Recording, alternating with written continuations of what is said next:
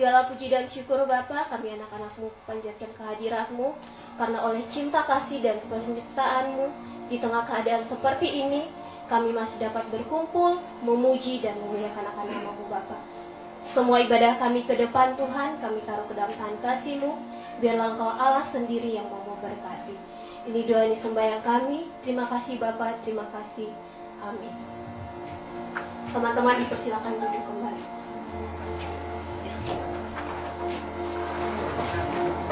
Begitu banyak hal yang Tuhan rancangkan di dalam kehidupan kita. Kasih-Nya begitu sempurna dan nyata bagi saudara dan saya. Ia mengerti segala apa yang kita perlu, bahkan apa yang tak pernah terpikirkan oleh kita, itu yang Tuhan kita sediakan.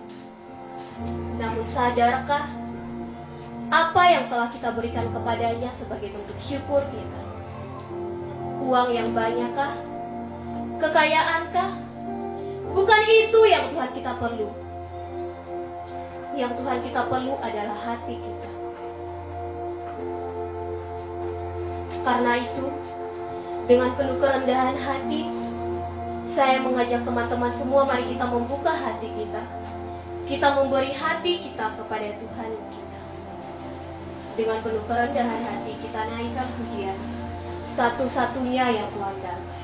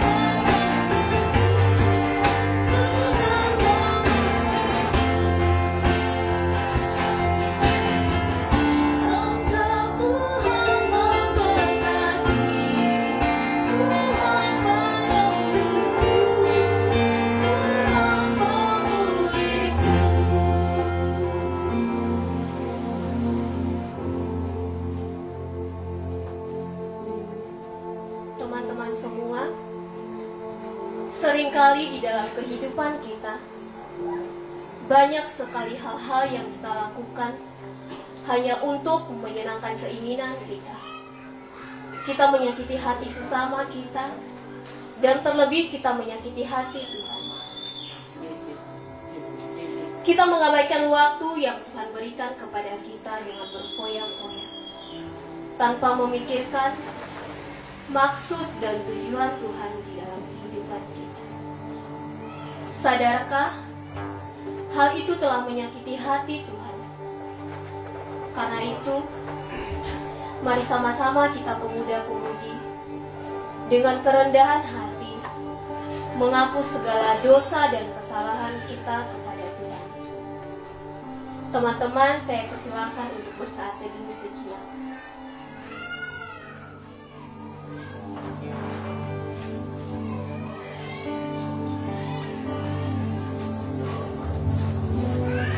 Ya Tuhan, dengarkanlah pengakuan kami.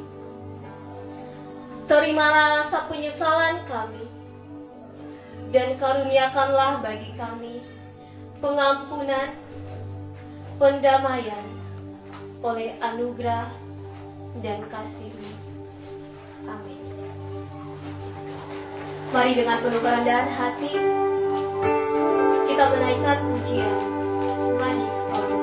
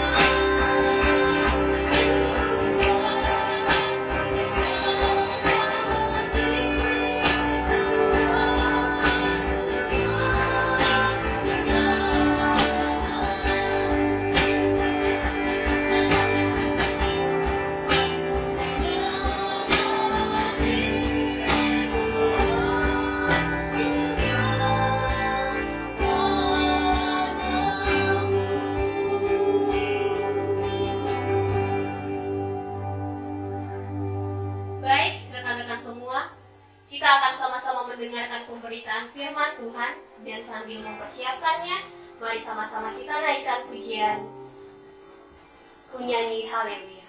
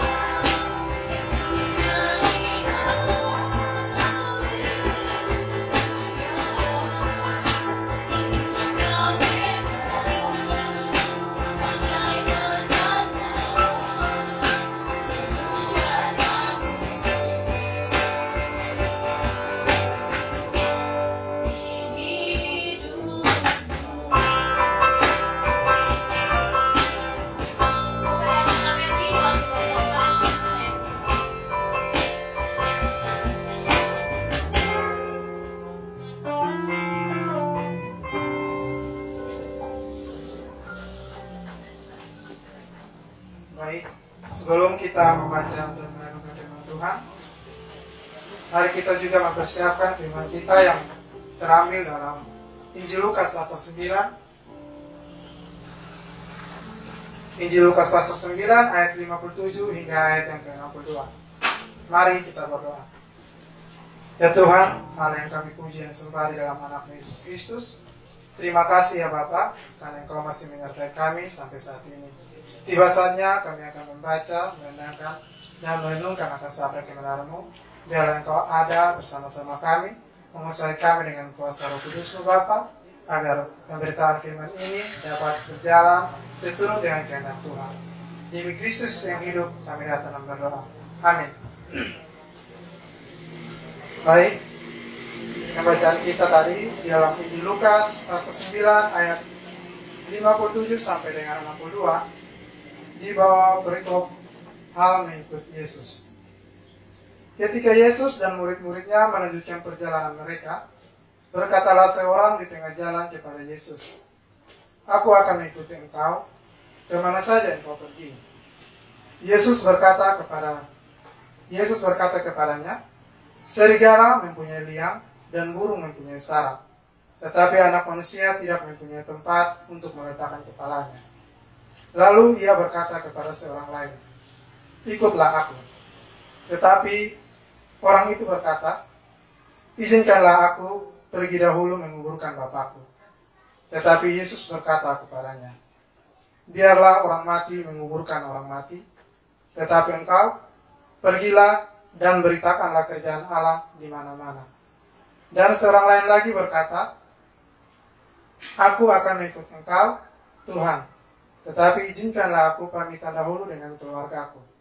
Tetapi Yesus berkata, "Setiap orang yang siap untuk membajak, tetapi menoleh ke belakang, tidak layak untuk kerajaan Allah."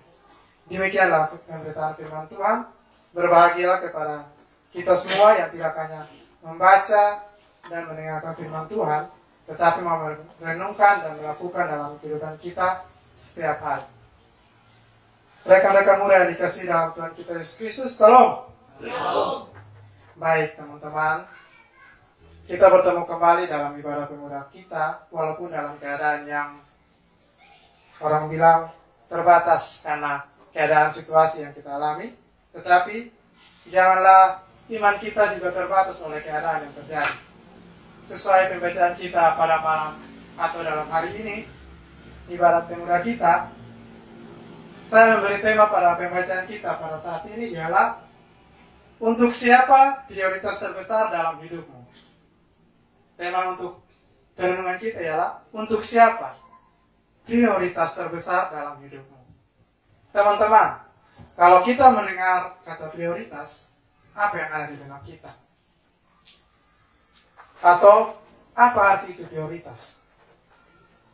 Prioritas sendiri, sebelum kita masuk lebih jauh dalam perenungan kita harus tahu prioritas itu apa. Dia itu, kata dasarnya ialah prio, yang artinya primer. Kalau kita tahu primer, artinya yang utama atau yang paling dasar. Itu artinya. Jadi kata dasarnya itu prio. Ya teman-teman yang dikasihi dalam Tuhan kita Yesus Kristus, baik teman-teman yang mengikuti di rumah maupun yang ada di tempat ini, mari kita sama-sama membuka hati kita dalam pembacaan kita hari ini, bahwa dalam pembacaan kita hari ini kita berbicara tentang hal mengikut Yesus. Pasti firman ini tidak asing lagi bagi kita.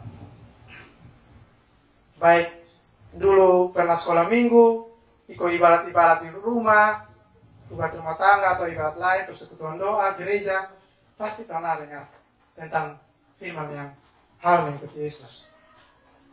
Firman ini dia berbicara tidak jauh dari kehidupan kita. Banyak orang berpikir bahwa hal mengikut Yesus itu ada hal yang gampang, adalah hal yang gampang. Ada juga yang berpikir bahwa itu hal yang sulit. Teman-teman yang dikasihi dalam Tuhan Yesus Kristus, banyak orang juga berpikir kalau mengikut Yesus itu pasti ketemu hidupnya enak, bebas dari masalah, hidupnya lurus-lurus, dan sebagainya. Teman-teman yang dikasihi, hal mengikuti Yesus itu bukan hanya sebatas itu. Itu pemikiran orang-orang kalau mau bilang, ya masih di bawah. Kenapa? Kita kalau mengerti akan firman Tuhan, atau mengerti tentang Tuhan, jangan coba-coba kita mengerti dengan kebolehan kita, atau kelebihan kita. Karena kita tidak ada apa-apanya. Firman Tuhan tentang hal mengikuti Yesus di sini, sudah ada syarat-syaratnya. Kita belajar. Kita akan belajar bersama. Tuhan sendiri mengatakan, dalam perjalanan firman ini, ketika Yesus bersama murid-murid berada di tengah jalan, ada seorang yang mengatakan bahwa dia ingin mengikuti Yesus kemana saja Yesus pergi. Yesus kemana saja pasti dia mau ikut. Tetapi Yesus berkata kepada dia, syaratnya, bahwa di situ pada ayat yang ke-58, serigala mempunyai liang dan burung mempunyai sarang, tetapi anak manusia tidak mempunyai tempat untuk meletakkan kepalanya. Itu maksudnya apa? Maksudnya bahwa kalau kita mengikuti Yesus, jangan berpikir bahwa kita tuh akan hidup enak. Enak-enak saja begitu, perjalanan enak. Itu tidak seperti itu. Yang mau mengikuti Yesus, siap-siap untuk memikul salib kehidupan. Dengan apa? Dengan caranya? Ya, pasti dibencilah oleh teman-teman dekat, mungkin yang punya sahabat karib dan sebagainya. Pasti akan dibenci, akan dijauhi dan sebagainya, dikata-katain dan sebagainya. Di sini Yesus mengatakan bahwa kalau kita ingin mengikuti Yesus, bukan hanya sebatas ke gereja, bukan hanya sebatas mengikuti ibadat, bukan hanya sebatas ya ketemu nyanyi dan sebagainya, bukan hanya sebatas itu. Tetapi yang utama ialah apa yang telah kita dengar dalam ibadat-ibadat, kebaktian, itu yang harus kita lakukan. Itu baru syarat mengikuti Yesus. Di situ lagi ada seorang lain yang berkata bahwa dia itu ingin mengikuti Yesus, tetapi dia mau pulang dahulu, dikubur dia punya orang tua. Ada yang bilang dia pulang ke pamit dengan orang tua dulu. Tetapi apa yang Yesus katakan kepada dia? Pada ayat yang ke-62, setiap orang yang siap untuk membajak, tetapi menoleh ke belakang, tidak layak untuk kerajaan Allah. Teman-teman, kita kembali pada tema kita. Untuk siapa prioritas hidup kita? Terbesar dalam hidup kita. Kita semua pasti punya keluarga, punya sahabat, punya teman dekat. Baik apalagi sebagai orang muda pasti ada pacar. Tetapi kita juga jangan lupa bahwa kita punya Tuhan. Jadi kita ditanya, untuk siapa prioritas terbesar dalam hidup kita? Apakah untuk keluarga? Untuk diri sendiri? Untuk orang-orang terdekat kita? Ataukah untuk Tuhan? Di sini, dalam firman ini yang kita pelajari bersama, kita renungkan, Tuhan mau ajak. Kalau saat ini kita berpikir bahwa mengikut Tuhan, kita harus dapat hidup yang enak dan sebagainya, kita terjauh dari masalah, terus tidak ada masalah dan sebagainya. Tuhan bilang, mari kita berubah. Jangan berpikir seperti itu. Firman Tuhan tegur kepada kita, teman-teman, baik yang di rumah maupun yang ada di mana saja mengikuti ibadat online ini. Pada ayat yang ke-58, 60 dan 62 itu syarat-syarat mengikuti Yesus. Jadi kita harus belajar. Saat ini kalau kita lihat dengan kenyataan yang ada, apalagi dalam keadaan kita lihat bahwa dunia kita ini sedang dalam keadaan yang luar biasa, takut akan kematian. Walaupun dia itu seorang yang orang bilang bergaul juga dengan Tuhan, tapi dia juga takut. Teman-teman, di sini kita harus ingat bahwa kalau kita telah hidup di dunia, pasti kita akan mati. Jadi jangan pernah takut untuk mati. Tetapi matinya yang bagaimana? Apakah mati dalam kebenaran Tuhan atau mati dalam ketakutan akan segala sesuatu? Firman Tuhan hari ini mengajarkan kepada kita bagaimana kita mengikuti Tuhan Yesus. Kalau kita mengikuti Tuhan Yesus dan kita masih lihat ke belakang, Tuhan bilang, pulang kau beres dulu, baru kembali. Begitu. Bukan Tuhan sana mau, tapi Tuhan bilang, pulang kau kasih urusan habis dulu. Siapa yang Tuhan tanya kepada Tuhan, siapa yang menjadi prioritas dalam hidup kita? Apakah Tuhan, sesama dan keluarga kita, diri sendiri atau siapa? Kalau kita mengikuti Tuhan, Tuhan pasti akan menjaga keluarga kita. Saat ini kita berpikir bahwa kita mengikut Tuhan, tapi tunggu dulu, ada kondisi begini nih, penyakit begini nih. Oh, itu salah. Ikut Tuhan kita jangan pernah pikir kata tapi. Kalau kita komitmen baru mengikut Tuhan, Tuhan akan menjaga keluarga kita. Tuhan akan menjaga diri kita. Kita lihat di mana-mana saja, kita lihat saat ini.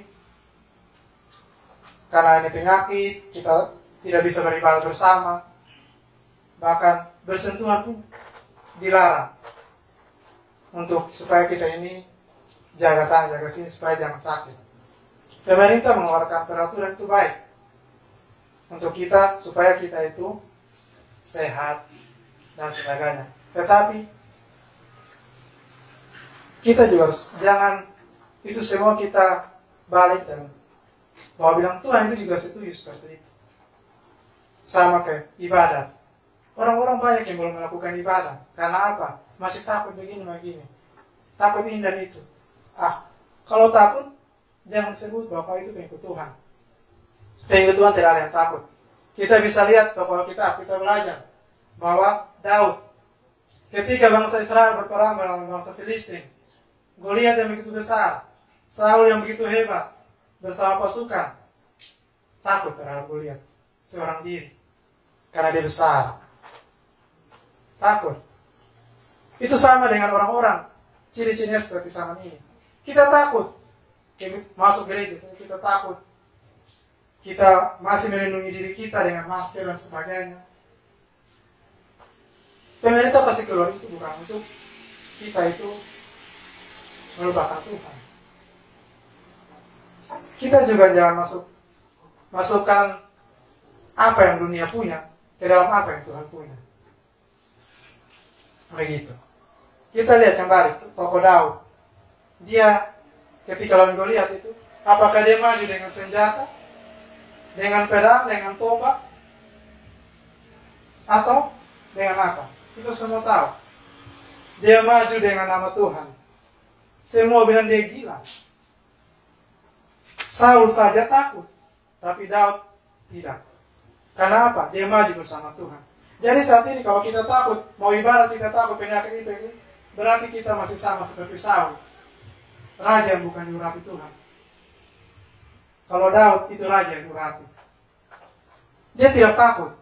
Karena dia tahu dia mati untuk Tuhan, pasti dia akan hidup untuk Tuhan.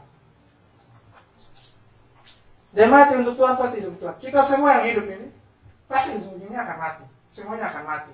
Tapi, kembali lagi yang tadi saya bilang, mati yang bagaimana? Mati dalam ketakutan kita, dan akhirnya kita siap untuk penghakiman? Atau mati dalam kebenaran Tuhan? Kalau bagi saya sendiri, saya pribadi sendiri, kalau saya mati dalam Tuhan, saya lebih bahagia daripada saya mati untuk menjaga fisik saya sendiri. Seperti itu. Kita juga belajar dari tokoh Alkitab yang lain. Selain Daud, ada tokoh Alkitab banyak di situ. Simon Petrus. Pernah dengar kok? Simon Petrus berjalan di atas air. Ketika dia melihat Tuhan berjalan di atas air, apa yang dia katakan? Tuhan, itukah engkau? Tuhan bilang iya. Dia bilang kalau itu kamu Tuhan, biarkan saya pergi. Tuhan bilang mari. Dan apa yang dia buat? Dia pergi. Dan manusia yang bisa berjalan di atas air cuma Simon Petrus. Kalian sekarang kau tahu TV Naruto, waktu itu kosong kan?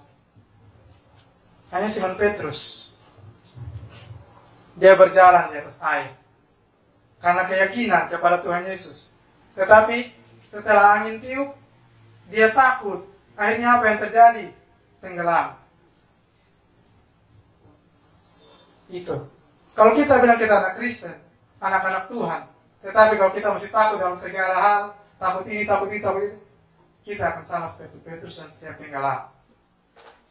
Tuhan mau buka potong pikiran, supaya jangan hanya hidup itu enak-enak. Ada tantangan hadapi, bukan lari. Dalam kitab Amsal pasal 27 ayat 12. Di situ Amsal mengatakan, orang bijak melihat malapetaka, dia berlari dan bersembunyi. Maksudnya apa? Bukan dia lari dari itu masalah, bukan dia lari dari itu kenyataan, tapi dia lari dan berlindung pada Tuhan dan maju menabrak itu malapetaka. Karena apa? Dia tahu bersama Tuhan, Tuhan lindungi, dia pasti tembus. Tetapi orang yang tak berpengalaman, dia tabrak. Dia pakai dengan kekuatan. Sama dengan sekarang. Kau bilang masker itu melindungi ketong. Kau lebih takut ini penyakit dan sebagainya. Kalau kita mau keluar untuk ke dunia punya mau pakai, silakan untuk menjaga diri kita. Tapi kalau untuk Tuhan, bagi saya itu sangat besar. Karena apa? Itu omong kosong. Jangan coba-coba campurkan kekuatan Tuhan dan kekuatan manusia. Itu omong kosong. Banyak orang masih takut ibarat sana sini. Ibarat takut ini, ibarat takut ini. Hai, kau yang lu bisa sembah itu siapa? Kau yang lu bisa sembah itu penyakit kah? Yang lu bisa sembah itu lu pembapa kah? Lu pembapa yang kan ini dunia kah? Lu punya nenek moyang kah? Atau lu Tuhan Yesus? Yang sudah tebus, sudah mati di atas kayu salib, yang menyembuhkan segala penyakit, yang membangkitkan orang mati, yang membuat Musa berjalan lewat laut Teberau yang begitu besar. Atau siapa? Walaupun Tuhan itu luar biasa. Kalau kita berjalan bersama dia, jangan pernah takut. Kalau potong mati pun, jangan pernah takut. Stefanus, dia dilempari sampai mati, hanya karena kebenaran Tuhan. Dan apa yang terjadi? Ketika dia mati, sebelum dia mati, dia melihat apa? Pintu surga terbuka dan Tuhan membuka tangan untuk dia. Walaupun dia punya tubuh hancur, tapi dia takut. Karena dia tahu dia mati dalam Tuhan, yang fana ini yang mati, lebu, tapi dia hidup bersama Tuhan, Tuhan kasih tubuh yang baru. Jadi kau pun dibuka pikiran seperti itu.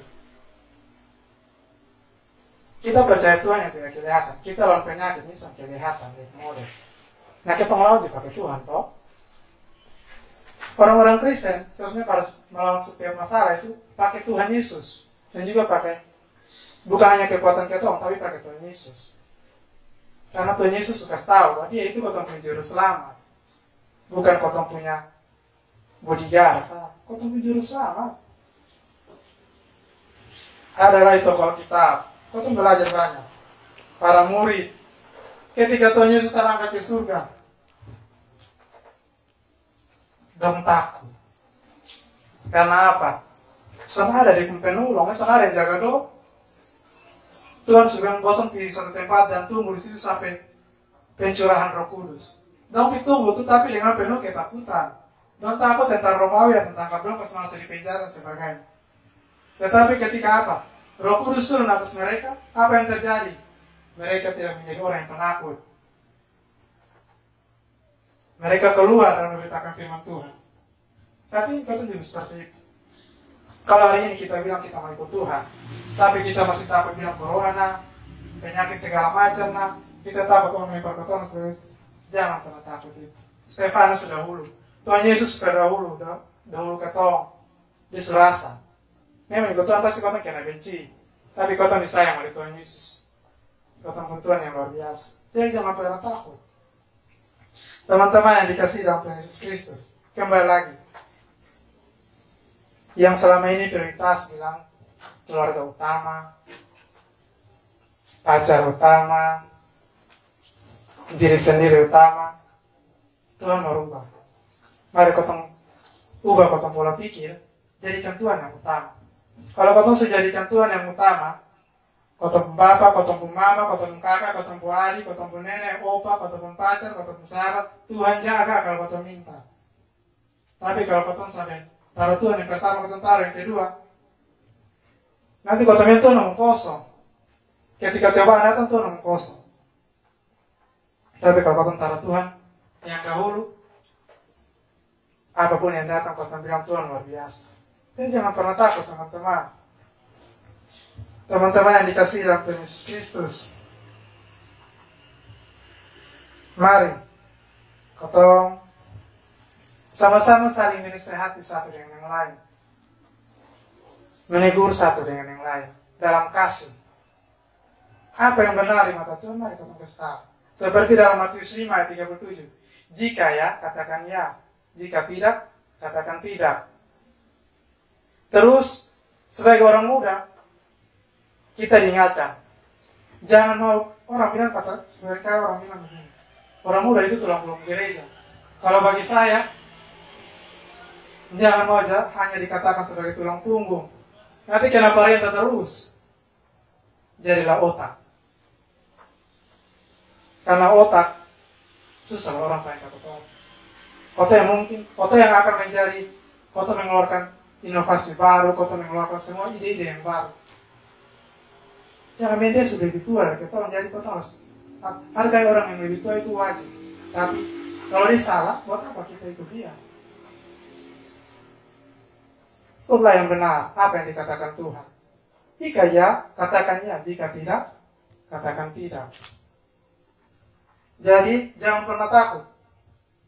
Yang hari ini bilang masih ibaratnya, masih takut sini, takut sana. Hello, Tuhan Yesus hidup. Dia bukan mati dan seterusnya. 3 hari itu dia masuk di dalam dunia orang mati. Membebaskan orang-orang yang hendak untuk dibebaskan. Dan layak untuk dibebaskan. Nah, itu semua ini telah mendapat keselamatan. Masing-masing setiap orang telah mempunyai tiket keselamatan. Jangan pernah takut. Kejar keselamatan yang Tuhan berikan. Maka Tuhan akan memberkati. Jangan pernah kejar keselamatan yang Tuhan berikan itu dengan pernah takut, bimbang, ragu, dan sebagainya. Karena itu semua akan membuahkan hasil. Kita sedia tahu Petrus. Dia ragu, dia tenggelam. Tetapi ketika dia berani, dia percaya pada Tuhan, dia bisa jalan di atas air. Begitu. Jadi teman-teman, setiap kita yang hidup kembali lagi bilang, pasti akan mati. Tapi ingat, mati yang bagaimana? Mau mati dalam kematian yang kekal, kau mau hidup yang kekal. Lebih baik kau tubuh ini, yang panah ini, yang penuh dosa ini mati. Tetapi kau juga kembali hidup bersama Tuhan. Itu lebih utama. Jadi jangan sayang kau bunuh diri. Bilang, bunuh diri sebagus-bagus, ganteng, betul-betul kena penyakit. Jangan. Pasti semua orang akan mati. Semua orang pasti akan. Ada yang mati karena sakit, ada yang mati berbahagia juga. Bisa. Atau ingat, kau semua ini berdosa. Tapi Tuhan telah membebaskan kita. Kalau kita lebih datang dengan penuh, dengan minta ampun, penyesalan, pengakuan akan Tuhan Yesus, kita akan sama seperti penjahat yang disalibkan bersama Tuhan Yesus yang di sebelahnya. Dia datang kepada Tuhan dengan rendah hati. Kalau yang sebelah sombong, dia bilang kalau engkau anak Allah, coba engkau turun dari situ, selamatkan kami semua. Yang satu itu sombong, kesal dari berdiri itu bisa. Jadi jangan pernah kau mengerti Tuhan itu. Dia karena kau penggelar sebanyak. S1, S2, S3 kan. Itu semua itu apa yang pintar dibagi dunia, Tuhan itu paling bodoh. Kalau kau sampai gunakan dengan baik sesuai dengan Tuhan. Tetapi apa yang paling bodoh di dunia, Tuhan bisa pakai itu untuk mempermalukan yang paling pintar untuk yang bagi dunia itu. Dia jangan pernah takut. Firman Tuhan itu seperti pedang bermata dua. Tusuk satu, yang di sana dengan yang ketong. Jadi jangan pernah takut. Teman-teman, tokoh-tokoh Alkitab banyak. Hal mengikuti Yesus ini, Tuhan mengajarkan supaya ketong ini buka kembali pikiran. Yang selama ini tertutup oleh segala situasi, masalah, kondisi yang menghambat ketong pikiran bahwa ternyata Tuhan itu jauh. Tuhan buka kembali bahwa Tuhan itu ada. Dia siap menolong kalau ketong siap membuka hati, siap membuka diri ketong. Tuhan siap untuk menolong. Kalau ketong sampai takut, ketong sampai bimbang, ketong sampai ragu, Tuhan akan menolong. Jadi, untuk siapa prioritas terbesar sekarang dalam hidup? Untuk pekerjaan kita kah? Untuk keluarga kah?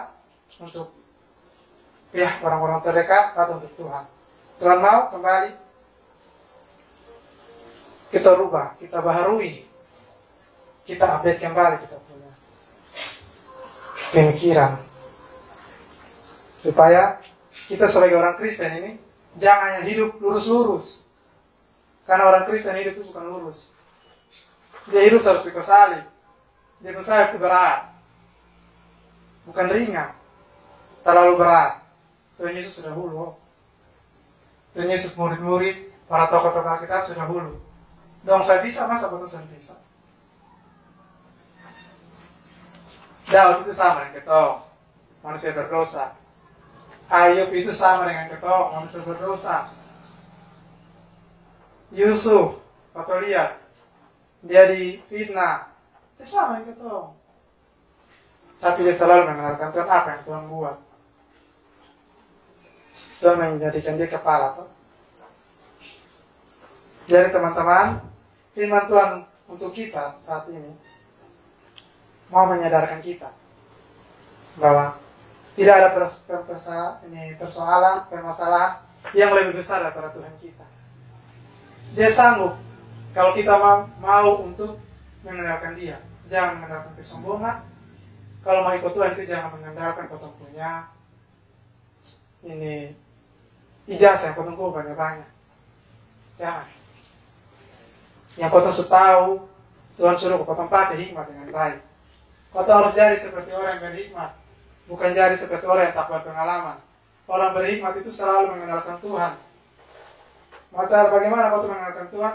Kau membangun saat teduh dengan Tuhan. Hubungan yang intim setiap hari. Orang yang tak berpengalaman itu yang itu. Andalkan dia punya bisa. Andalkan dia kekuatan. Ketika dia mati, dia mau jadi apa? Bukan jadi apa-apa. Jadi firman Tuhan malam ini dalam ibadah kita saat ini kembali ingatkan kepada kita, janganlah sedikit pun kita takut terhadap dunia ini. Takutlah kepada Tuhan yang mampu membinasakan semua. Jangan hanya takut yang dapat membinasakan tubuh sah, tetapi jiwa sonde. Jangan. Takut yang mampu membinasakan semua. Itu kata Tuhan Yesus. Takut kepada Dia. Karena yang hidup pasti akan mati. Kembali lagi, yang hidup pasti akan mati. Masih ada kesempatan. Dan saat ini kita berpikir bahwa semua ini sudah terlambat. Tuhan bilang belum. Kalau kau masih hidup sampai hari ini, kembalilah. Itu penjahat yang diselamatkan Tuhan dan langsung masuk di dalam kerajaan surga itu. Dia sudah ada kesempatan untuk turun dan berbuat baik. Untuk menghapus dia punya dosa-dosa. Hanya dengan pengakuan dia punya segala dosa. Pengakuan akan Tuhan Yesus sebagai juru selamat. Apa yang dia dapat? Dalam keadaan tersalib, Tuhan bilang hari ini juga engkau bersama aku dalam Firdaus. Kau pun juga bisa. Kau pun bisa, kau anak muda Kristen ini bisa. Kau pun Tuhan saya bisa. Masa kau bisa? Ya jangan pernah takut. Karena Tuhan, Dia akan memperhitungkan semua. Kalau kau berjalan bersama Dia. Walaupun kau dibenci oleh kau punya orang-orang terdekat, tapi kau Tuhan sayang ke kau. Dia akan melindungi ke kau. Kemanapun kau pergi. Jadi, mulai hari ini, jadikan Tuhan menjadi nomor satu dalam kau hidup. Kalau kau masih kira tersibuk sampai sibuk-sibuk, tapi kau punya jam waktu dengan Tuhan, dan kau sepas ketemu waktu dan kau masih sibuk, lebih tinggalkan itu tersibuk. Datang sepas kau sebuat waktu dengan Tuhan, datang pas 1 jam, dan Tuhan tunggu ketong. Tuhan akan melindungi ketong. Tuhan memimpin Musa lewat laut Teberau. Tuhan juga akan melindungi ketong lewat ini permasalahan yang kau besar, yang dunia takut. Kau juga sebenarnya takut, tapi Tuhan ini jangan terlalu. Karena kau Tuhan lebih besar. Jadi lebih baik sama takut itu. Sedikit itu terus takut, terus bima, terus khawatir. Kau punya talenta masing-masing. Pakai itu dalam mengikut Tuhan. Yang bisa menusi, yang bisa menginjili, yang bisa MC, menyanyi, sebagainya, yang bisa saling menasehati, pakai itu. Karena Tuhan akan berkati itu. Karena kalau untuk Tuhan, mengikut Tuhan itu bukan semuanya harus menjadi pendeta. Soalnya semuanya. Orang yang sudah sekolah, yang putus sekolah, saya bisa kok. Aku bisa kembali. Jadi, marilah kita belajar. Tuhan mengingat kembali kepada kita semua untuk mengikut Tuhan itu bukan enak-enak saja. Ada dia punya salib yang harus kita pikul. Tapi di balik beratnya salib yang kita pikul, kalau kita masih terus bersama Tuhan, Tuhan akan siap kepada kita kehidupan yang luar biasa, yang kita mimpikan selama ini. Yang bebas dari tantangan, bebas dari penyakit, bebas dari persoalan, bebas dari tugas-tugas kuliah dan sebagainya. Nah, kita akan bebas semua kalau kita bersama Tuhan. Jadi, mari teman-teman kembali pada tema tadi. Renungkan itu jangan hanya batas di renung. Mari kita sebarkan. Jadilah kitab atau surat atau Alkitab yang terbuka. Setelah kita tutup Alkitab kita yang kita bawa, kita baca, kita buka kita punya diri sebagai Alkitab yang terbuka. Untuk kebenaran firman Tuhan. Tuhan Yesus menolong kita dengan firman-Nya. Amin. Kembalikan kepada Yesus.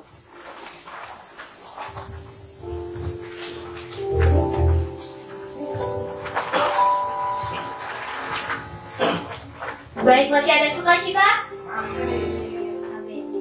Terima kasih Kak Meldi yang telah membawa pemberitaan firman Tuhan pada kita malam hari ini.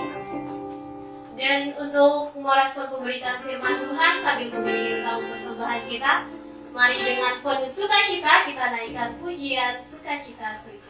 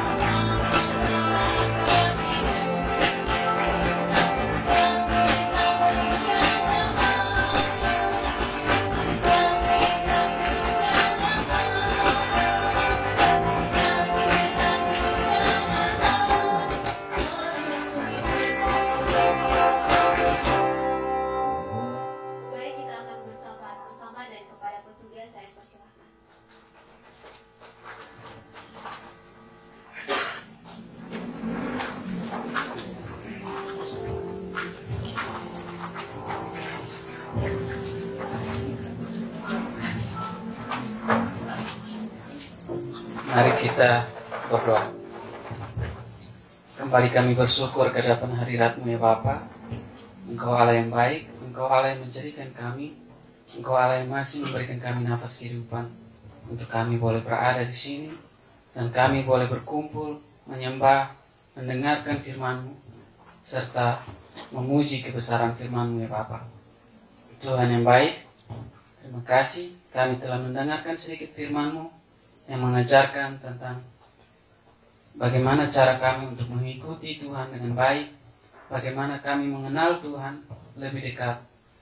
Bapa, kami adalah anak-anak-Mu yang berdosa, kami penuh dengan kesalahan, tapi kami datang dengan kerendahan hati, meminta ampun ke hadapan hadirat-Mu ya Bapa.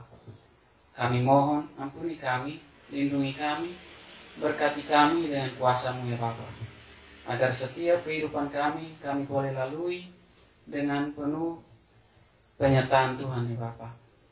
Terima kasih ya Bapa, kami telah mendengar firman-Mu dengan baik, kami telah memberikan persembahan kami.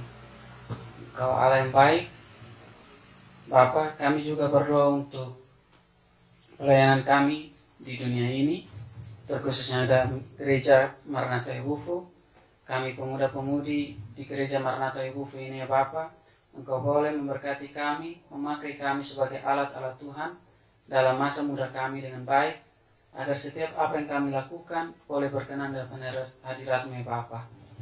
Ibadat pada malam hari ini ya Bapa, kami sangat mengucap syukur atas semuanya itu ya Bapa.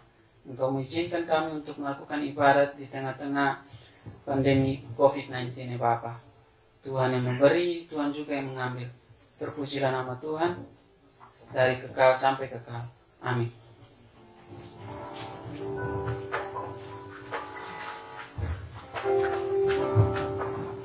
Baik, terima kasih kepada petugas. Rekan-rekan semua, kita telah berada di penghujung ibadah kita pada malam hari ini. Karena itu saya jemput kita semua untuk bangkit berdiri dan sama-sama kita naikkan pujian berkat pemurahan. Dengan kemurahan-Mu.